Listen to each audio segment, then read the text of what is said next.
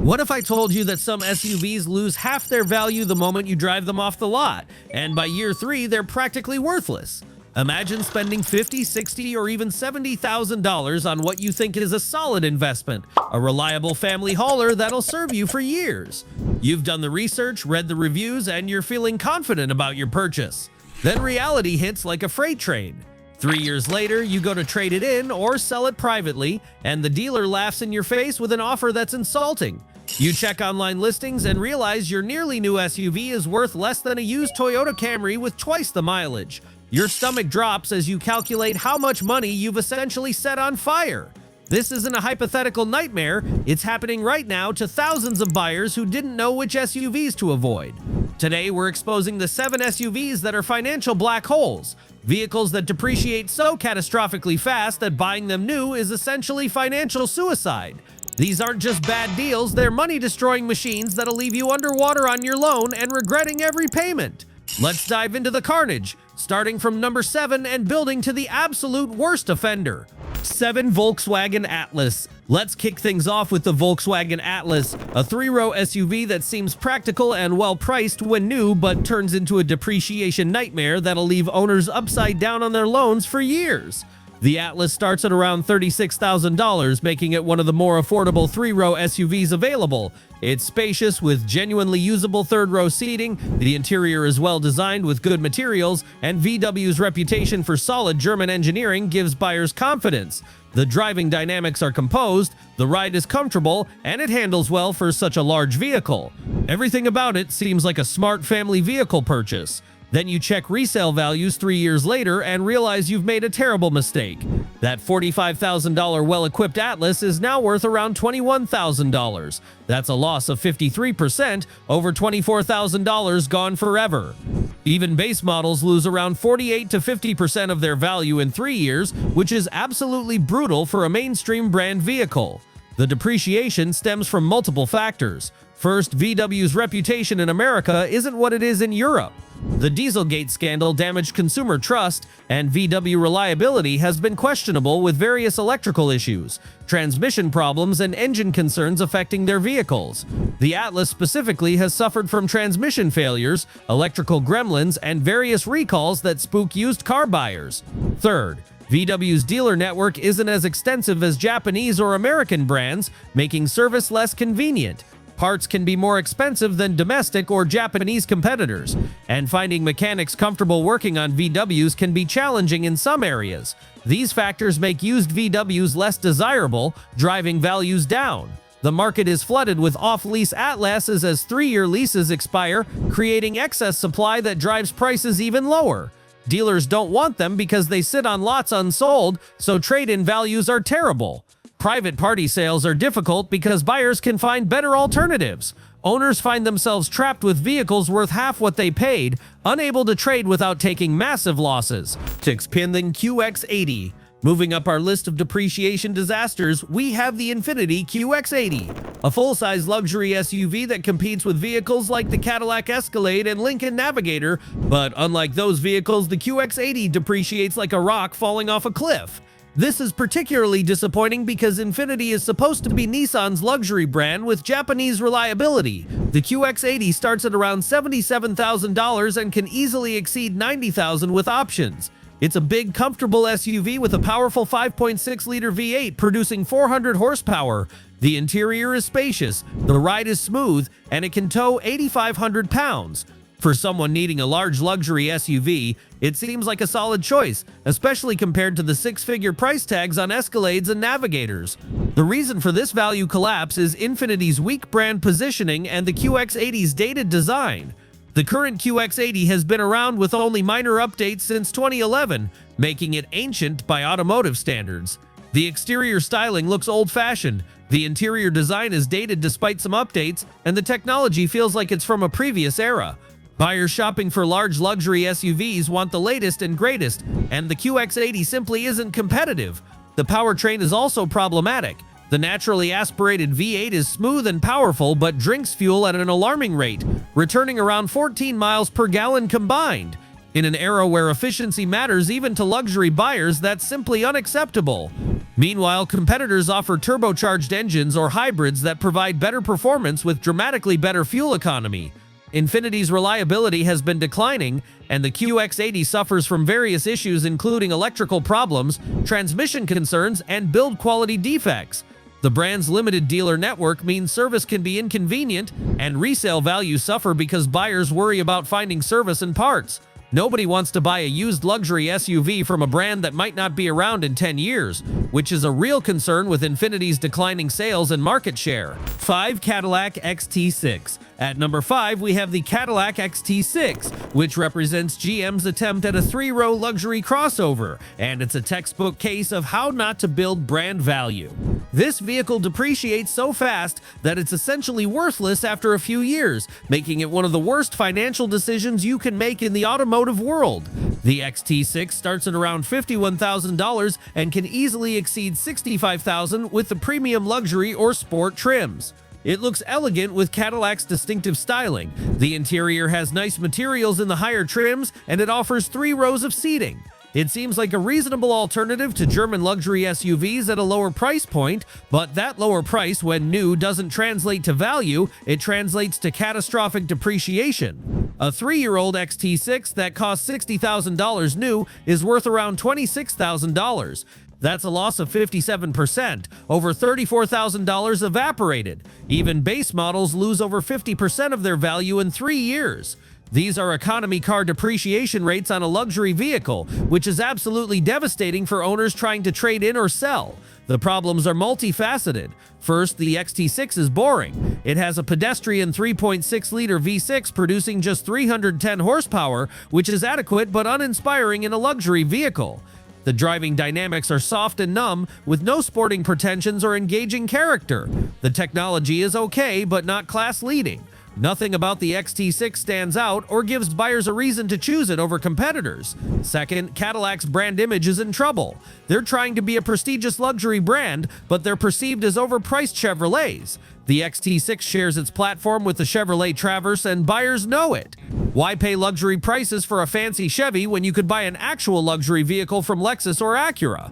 Third, reliability concerns plague GM's luxury vehicles. Electrical problems, transmission issues, and quality control problems affect the XT6, and Cadillac's customer service isn't good enough to compensate.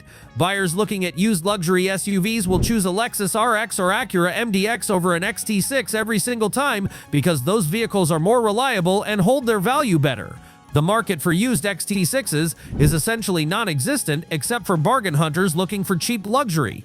This lack of demand means dealers won't pay anything for them on trade-ins, and private party sales are difficult because nobody wants them. Owners find themselves trapped with vehicles worth half what they paid just 3 years ago. 4. Jeep Grand Cherokee L. Coming in at number 4 is the Jeep Grand Cherokee L, the 3-row version of Jeep's popular Grand Cherokee, and it represents a shocking depreciation disaster that's catching many buyers off guard.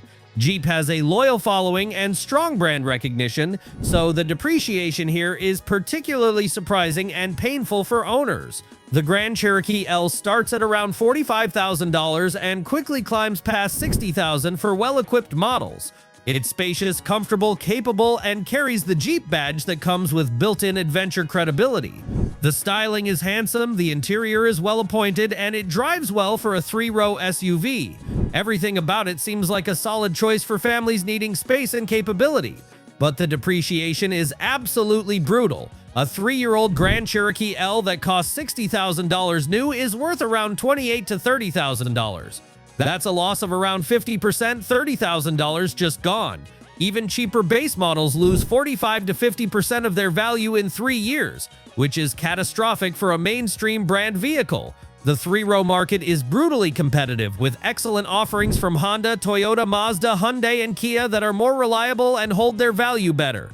Buyers looking at used 3-row SUVs will choose a Highlander, Pilot, or Palisade over a Grand Cherokee L every time, because they know those vehicles are more reliable and cheaper to maintain. This lack of demand for used Grand Cherokee Ls destroys resale values.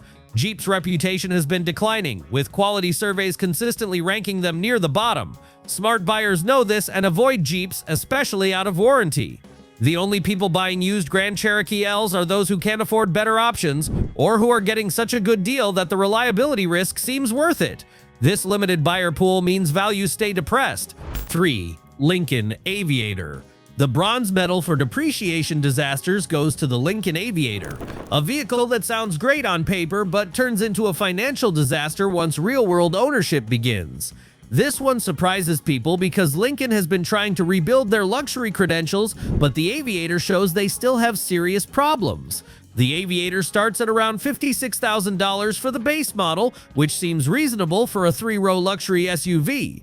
The Grand Touring plug-in hybrid model starts around $70,000, and that's where most buyers gravitate because the powertrain produces 494 horsepower and offers some electric range. It looks elegant, the interior is nicely appointed with good materials, and the technology seems modern and comprehensive.